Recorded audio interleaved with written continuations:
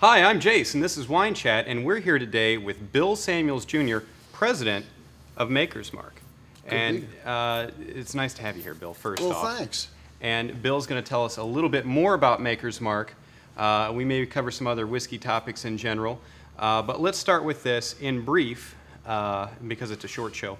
What is the 2-minute history of Maker's Mark, and what makes it different from other bourbons? Well, I think the 2-minute history that would be important to your viewers would be that Maker's was the first to premiumize bourbon. This was an idea my father had, Mom helped. It was a hobby. It was a hobby that worked. A few hobbies worked. This one became an icon. And the taste difference is really what people talk about, and that it's the bourbon that has no bitterness.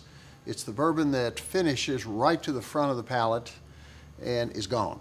And how do you achieve that? Well, you achieve it through some formulation. I will tell you that Dad did not do this on his own. He was helped by some of the great legends of the industry: Jerry Beam, Pappy Van Winkle, Hap Motlow, Lem Motlow's son, and Jack Daniels' great nephew. They were all good buddies. And when Dad said he wanted to create a really soft bourbon for people that didn't like bourbon, this was back in the early 50s when bourbon was in a pretty severe slide. And they helped him do it. And we ended up having to change the family formula significantly to take out the rye and bring in a softer grain. And after much, shall we say, home research, Mom baked a lot of bread with different grains. We ended up with red winter wheat as the flavor grain. And the rest is history. Now, there are other whiskeys on the market now, several with wheat. But what do you feel when you taste Maker's Mark? What makes Maker's Mark unique? Well, to me, it's not so much about the process, even though we're awfully proud of the process and all the minutiae that we go through and all the ways that we guard for consistency and craft. But it's the outcome that I don't care. So far, there have been a number of whiskeys made with bourbon, and we love them all, but none of them has achieved that zero bitterness, that total front palate finish. Now, and I say that with great respect for all of them. Oh, sure, yeah. No, there's Since a lot we're related to most of them. There's a lot of camaraderie. Oh, there really is. Talk to people from down there.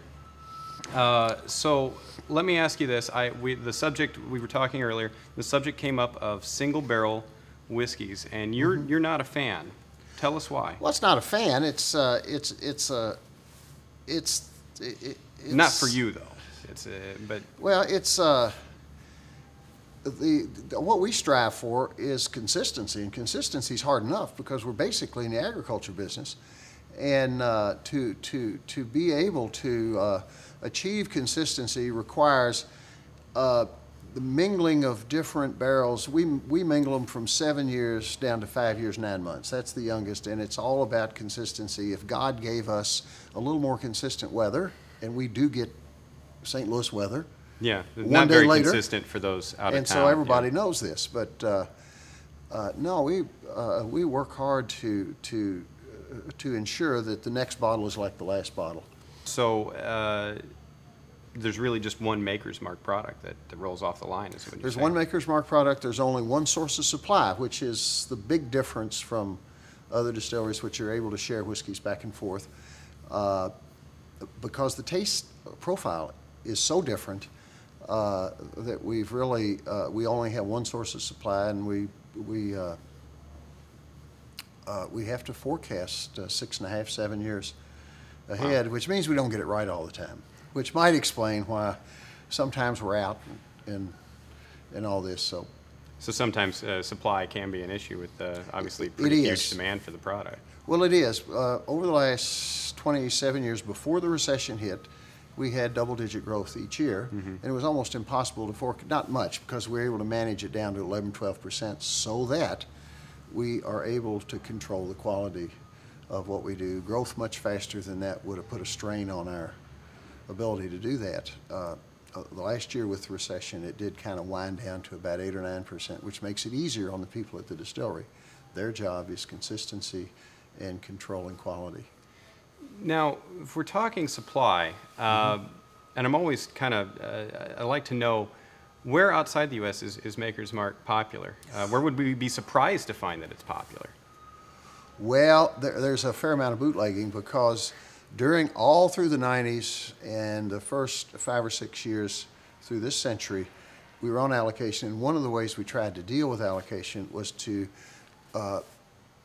prefer existing customers, all of whom were in the United States. Okay. So we kept delaying and delaying our introduction into the foreign markets. And 3.5 years ago, I brought my son into the business, and he said, we've got to start nurturing an international presence. And he said, I'll take on that responsibility, but you got to give me some whiskey. So we just really started on a consistent basis 3.5 years ago, and we were astounded at how many wonderful restaurants and bars around the world that we've never shipped to that have bottles of Maker's Mark and know all about it. So it's hard to keep a secret. Fair enough. So where's the strangest place you found Maker's Mark? I don't know if you know. In the Outback. In the Outback. Big in Australia? Yeah. I've heard they like bourbon there. Well, they do, but it's pretty much a teeny bopper. Really? Sort of thing, and it really surprised me that they like bourbon and Coke. And so I really didn't expect to find much appreciation for what we do in Australia because of that little situation. And in fact, they had learned before I was able to get there and teach them that it's better with a little water, better in a cocktail. The cocktail culture has moved to Australia, and I just never thought that would happen. So let me ask you this. How do you drink it when you drink it? Well, it depends on the situation. My 2 favorite cocktails are the classics, the Manhattan and the Old Fashioned. And generally when I come home, we live on the river, the real river, the Ohio River. And when I come home, my wife and I will have a Manhattan. I'll call her when I get about 1.5 miles down the road. She'll fix up one. Other than that, when it's more than one, it's generally Makers and water.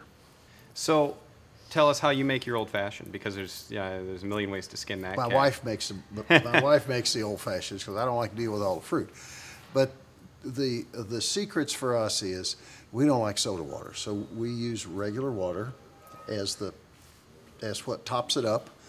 We use about 2.5 ounces of Makers, about 5 shots of bitters, muddle the fruit, add a little more cherry juice, and of course 3 of the cubes of sugar. Always use the cubes, not the powdered sugar. Okay. And it's a lot of work, but it's wonderful. It's a good drink when you make it, right? Well, and we're sentimental because that's sort of Louisville's claim to fame. Oh, really? Yeah, the Old Fashioned was created at a men's club in Louisville that my great-grandfather helped found. Is there anything that's happened in Louisville that you aren't related to in some way? Well, no, we have a lot. Well, there wasn't much that happened in Louisville.